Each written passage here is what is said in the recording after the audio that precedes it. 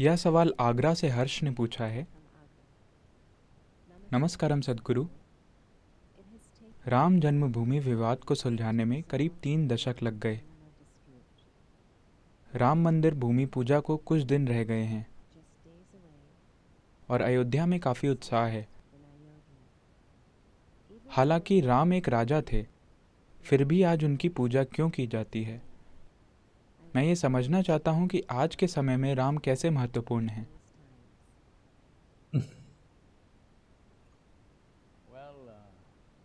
चूंकि वो आगरा के हैं इसलिए वो उन्हें राम कह रहे हैं। हम जहां से हैं हम उन्हें रामा कहते हैं, तो हम उस आ को नहीं छोड़ेंगे। अगर कोई भूल जाए कि मैं दक्षिण भारत से हूं, क्योंकि मेरा नाम देखकर कुछ लोग सोचते हैं कि मैं पंजाबी हूं। मेरा नाम और मेरे बाल दोनों से उन्हें लगता है कि मैं जरूर पंजाबी हूं। नहीं नहीं, हम उन्हें रामा कहते हैं। मैं और नीचे तमिलनाडु जाकर उन्हें रामन नहीं कहूंगा, फिर लोग कंफ्यूज हो जाएंगे।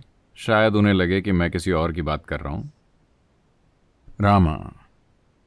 देखिए, इस संस्कृति की सुंदरता यही है कि यहां कोई द गॉड नहीं है। कुछ गुण हैं जिन्हें हम दैवी मानते हैं।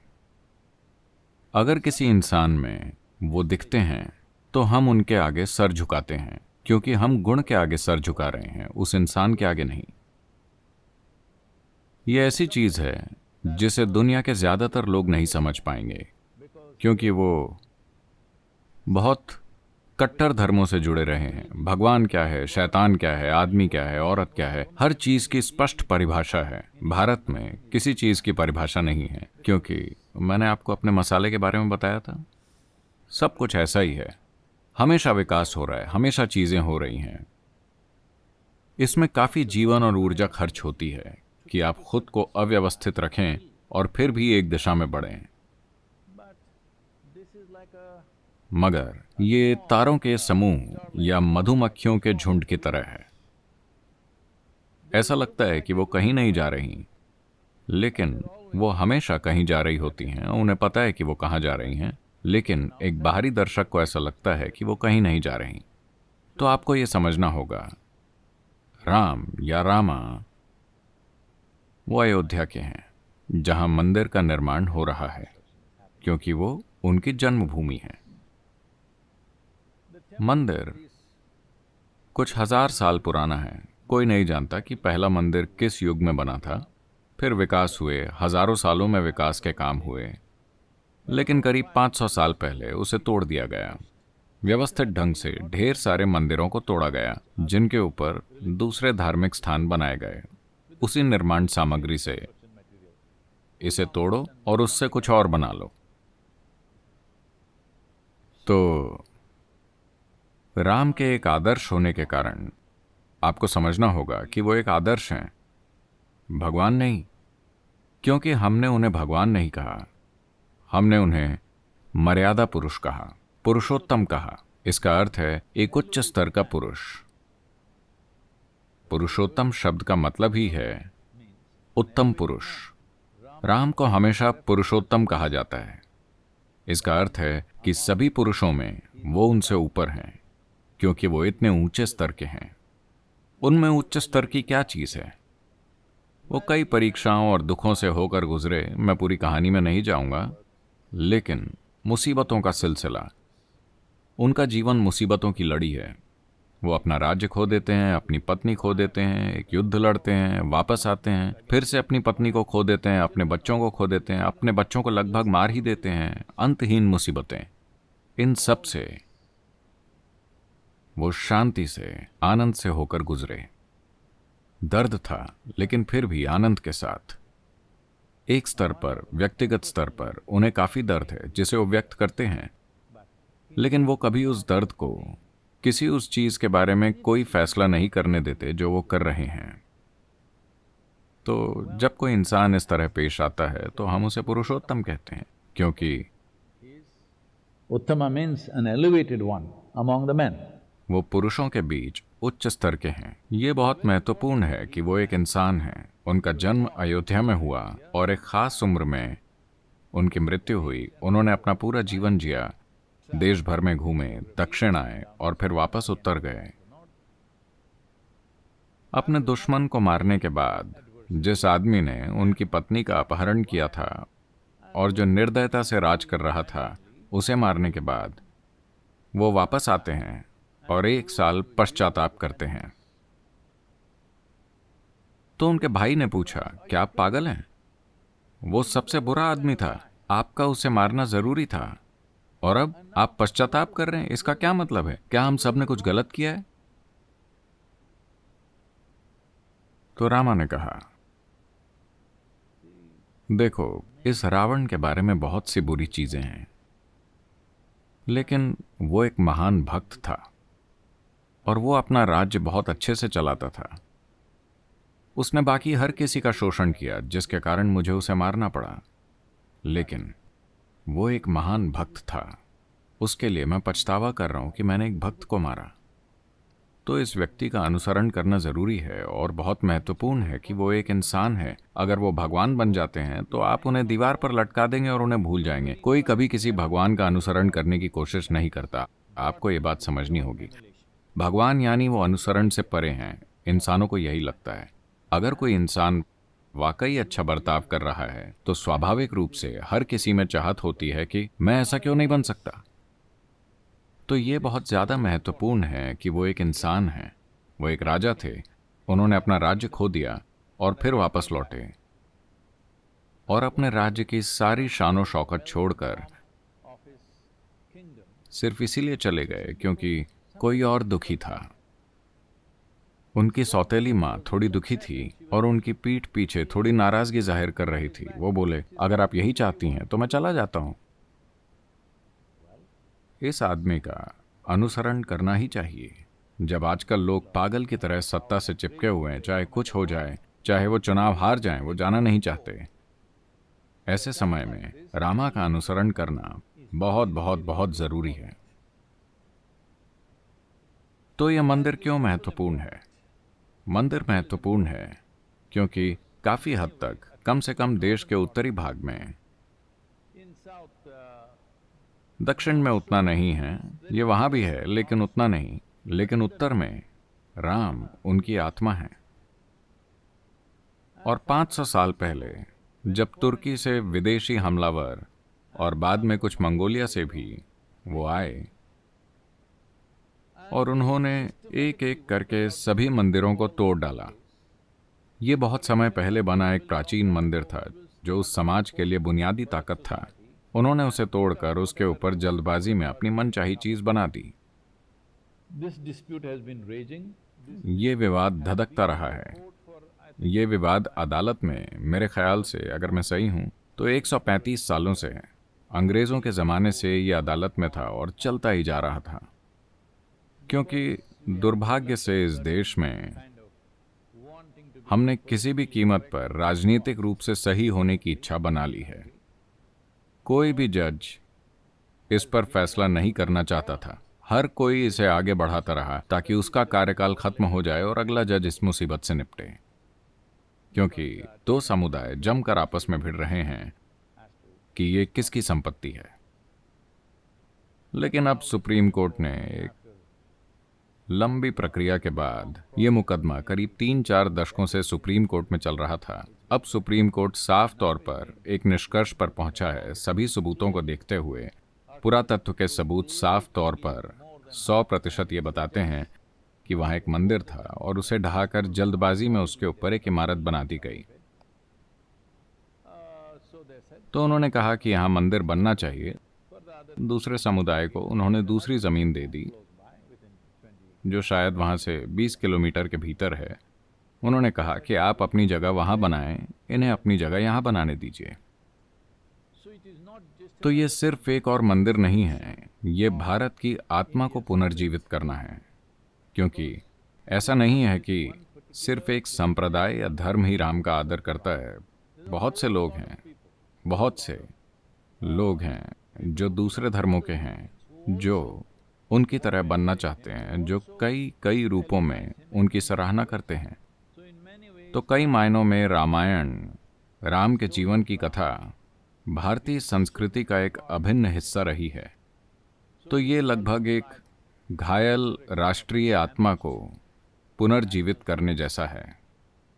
तो मेरे ख्याल से ये अच्छी बात है कि ऐसा हो रहा है, वरना बिना मतलब दूसरे समुदायों के खिलाफ नफरत जारी रहेगी। इस हल के साथ बहुत से दिलों और दिमागों को ठंडक पहुंची है, जो देश के भविष्य के लिए एक अच्छी बात है। वरना दो समुदायों के बीच लगातार बिना मतलब टकराव चल रहा था। तो मेरे ख्याल से एक बड़ी समस्या हल हो गई है। तो 5 अगस्त को वो आधारशिला रख रहे हैं और उन्होंने वहाँ एक भव्य मंदिर बनाने की योजना बनाई है, शायद रिकॉर्ड समय में, क्योंकि शायद पिछले 25-30 सालों में उन्होंने सारे स्तंभ तराश दिए हैं। स्तंभ, ये वो सब कुछ, पत्थर का सारा काम तैयार हो गया है, वो कहीं और रखा है और उन्हें सिर्फ साथ में जोड़ना होगा। बाकी का ढांचा काफ़ी तेज़ी से बन जाएगा। आशा है कि 24 महीने या 30 महीने में यह भव्य मंदिर तैयार हो जाएगा। और इस वायरस की स्थिति के कारण उन्होंने सिर्फ 150 लोगों को निमंत्रण दिया है,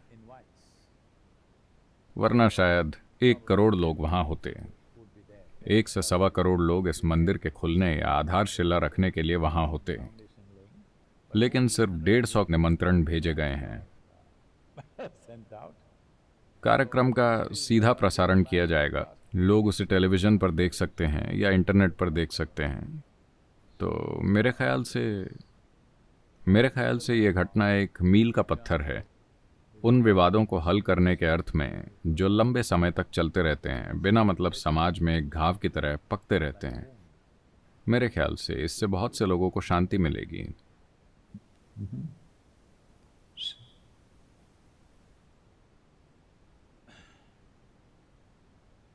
अब जबकि आपने राम के बारे में सवाल पूछा है,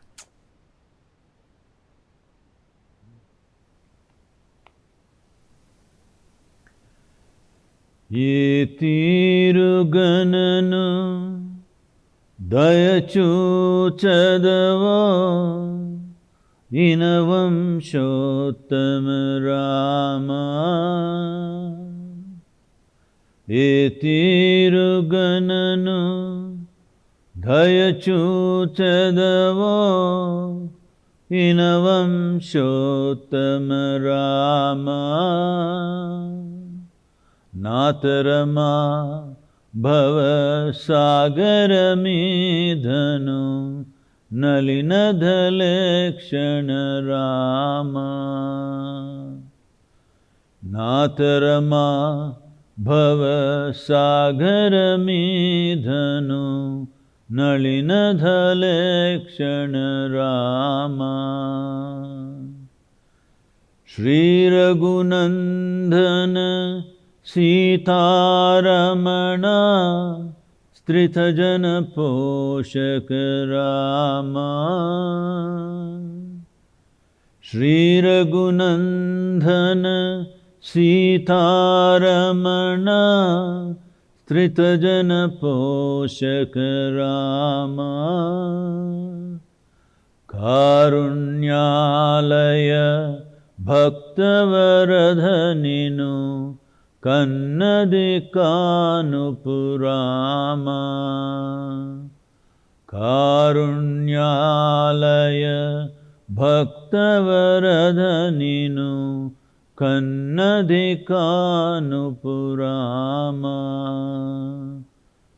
क्रूरकर्ममुलु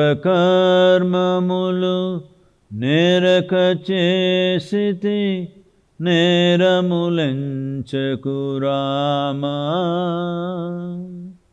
क्रूरकर्ममुलु नेरकचेसिति नेरमुलंचकुरामा। दारिद्र्यमु परिहारमु सैयवे दैवशिखामणि रामा। दारिद्र्यमु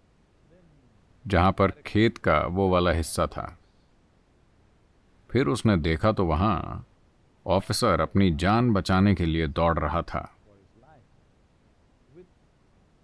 और एक बड़ा सा सांड उसका पीछा कर रहा था।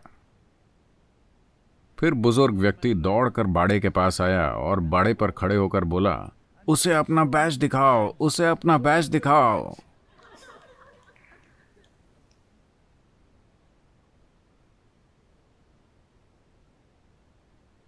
कृपया वायरस के सामने अपनी उपाधियां मत दिखाइए। ये कोई भेदभाव नहीं करता।